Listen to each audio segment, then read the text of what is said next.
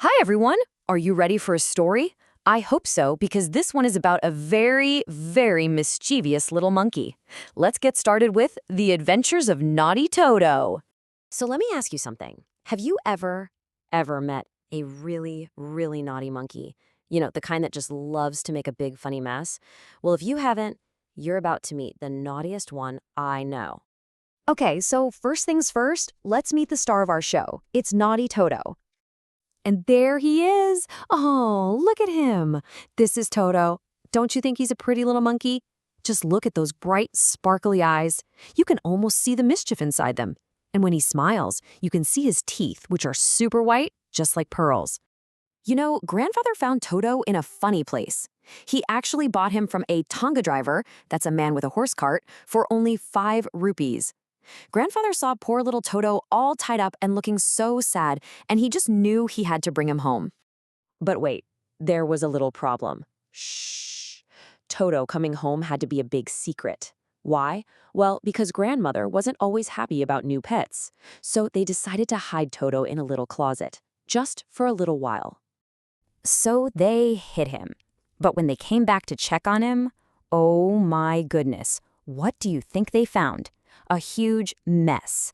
Toto had torn all the pretty wallpaper off the walls, and he even ripped the school blazer into tiny, tiny pieces. Oh, that naughty Toto. So you might think he learned his lesson, right? Nope, not at all. His naughtiness was just getting started. Let's find out about Toto's secret adventures. Okay, so Grandfather had to go on a trip. He was going to a place called Saharanpur to get his pension, and since Toto was still a secret from Grandmother, well, he had to come too. So Grandfather found a big, strong canvas bag, and he put Toto right inside so nobody could see him. Now imagine this. They're at the train station, and all of a sudden, this big black bag starts to roll around and jump up and down on the platform. Can you picture that? Of course, it was just Toto trying to get out. All the people around were looking at it, so curious, wondering what in the world could be in that jumping bag. And then, just as Grandfather was showing his ticket, pop! Toto's head poked out of the bag. He looked right at the ticket collector and gave him a great big smile. Well, the ticket collector was so surprised he jumped back and said, "Sir, you have a dog with you?" Grandfather tried to explain, No, that's not a dog. It's a monkey. But the ticket collector just wouldn't believe him. So can you believe it? Grandfather had to pay 3 rupees for Toto's train ticket. A ticket for a monkey. So when they got home, the secret was out and Grandmother finally accepted Toto. He got a new home in the stable with the family donkey, Nana. You'd think they'd be friends, right? Wrong. Toto was up to his old tricks. The first thing he did was grab onto Nana's long ears and bite them. Oh my, they were never, ever friends after that. But, you know, besides being naughty, there was one thing Toto absolutely loved. A nice, warm bath. This next part is all about Toto's funny bath. And he was so clever about it. Grandmother would give him a big bowl of warm water. And what would he do? First, he'd test the temperature with his hand, just like a person. Then, he'd step in carefully, 1 foot at a time. He'd even grab the soap and rub it all over himself. And as soon as he was done, he would run as fast as he could to the kitchen fire to get it warm and dry. But one time, his love for baths got him into very big trouble. He saw a huge kettle on the stove with water boiling for tea. He thought it was a bath and jumped right in. The water felt nice and warm at first, but then it started to get hotter and hotter. He was about to get boiled. Luckily, just in time, Grandmother came in and rescued him. Phew, that was really scary.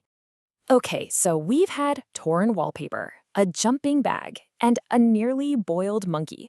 But believe me, the naughtiest thing he ever did is coming up next.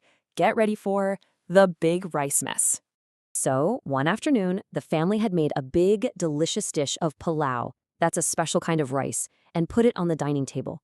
And when they all came into the room to eat, guess who was already there?